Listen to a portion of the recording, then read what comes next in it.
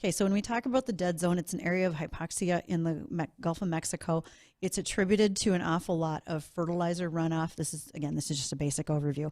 A lot of fertilizer runoff through the Mississippi River system, and 40% of the U.S. waterways and tributaries. Okay, so this is in the water, not in the air. Right, this is in the water. Okay. There is an area there that does not support plant or fish wildlife. Right, because it's just no oxygen. Right, yeah, that's absolutely the case.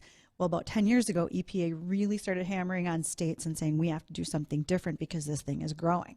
And so they instituted a lot of nutrient management plans within states. That has helped. The states have improved. There's less drainage and runoff that can attribute to it. We can't ever overcome Mother Nature if it's a situation with flooding. We can't fix that, right? But farmers are much more precision in how much fertilizer they use. I'd like to think that homeowners with their yards and golf courses are also more targeted with their use, because on a per square foot basis, they use a much higher amount of fertilizer than what we do in the field. And so that dead zone has not necessarily grown as of recent, but that means it also hasn't shrunk. And so we foresee the EPA coming out and making some noise and saying we're going to have to get back to a focus on that to try to reduce that dead zone and do more critical thinking with our water management. Right, and I've heard things about that, the dead zone.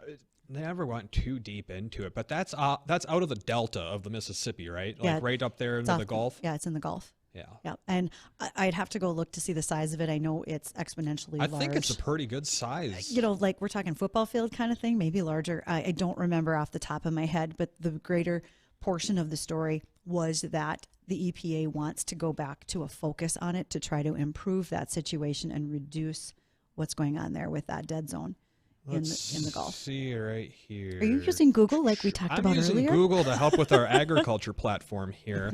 It's an area of low oxygen that kills fish and marine life near the bottom of the sea, measuring 6,334 square miles. Okay, that's a lot bigger than I thought. That's bigger than a football field. Wow. Yeah.